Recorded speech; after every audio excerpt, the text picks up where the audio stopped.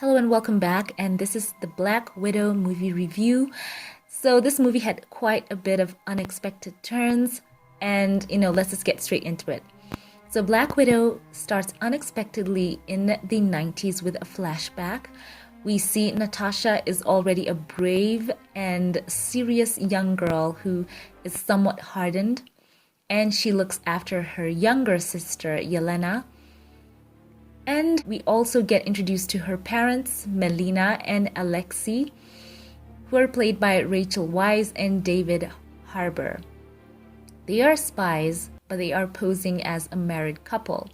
Natasha had already started training at the Red Room.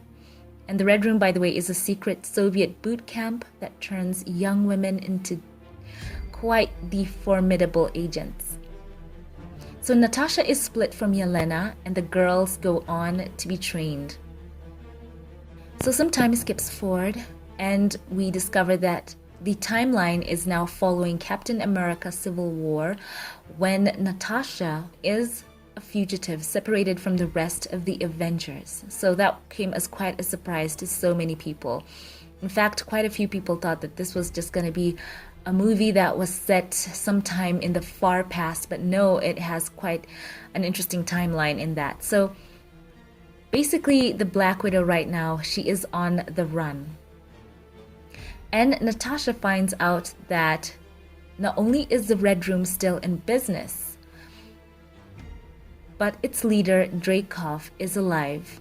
And other Black Widow operatives are chemically manipulated so that they can become kind of mindless assassins who are without free will. So Natasha, by this time, learns this from her sister Yelena. We're introduced to Florence Pugh, who is just so amazing. She is such a phenomenal actress in this role. A lot of people have fallen in love with her, and yeah, for sure, she is so interesting. So Natasha and Yelena join forces somewhat reluctantly to bring down Dreykov after they found the antidote to his mind control. So this movie, by the way, has such amazing sequences and amazing stunt choreography as well. So Kate Shortland did a great job about that. So basically, we are introduced along the way to Taskmaster, who is quite an intimidating villain. So yeah, this movie had quite a few twists and turns, as I said before. So, by the way, a quick standout to me was the family dynamic and the interplay between Yelena and Romanoff herself, as well as the Red Guardian Alexei and Melina. They were just so lovably dysfunctional, and there was just something so endearing about them. And I love the fact that they team up to take on Dreykov together. It comes together quite quickly as well. So I'm happy that, we do get such a beautiful send-off or swan song for Black Widow, so to speak, and, get a lot more backstory about this character. So basically the plot goes forward. They go up against the baddie, Dreykov, as I said before, who had an ambitious plan to take over the world using the Red Room agents who, he had under mind control. Even he has a whole floating base. So Natasha and the whole team up, of course, once again, in true Marvel fashion, a lot of action sequences.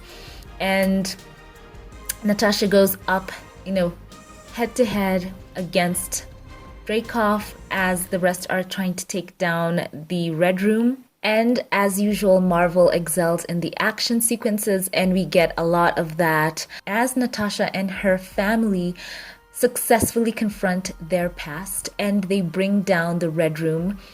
And, it's very cool, by the way, that Yelena, even though it was Natasha's plan initially to bring down the Red Room, it's Yelena who has that moment where she takes out Dreykov after all. But in the end, it's very cool that they all make it to the ground.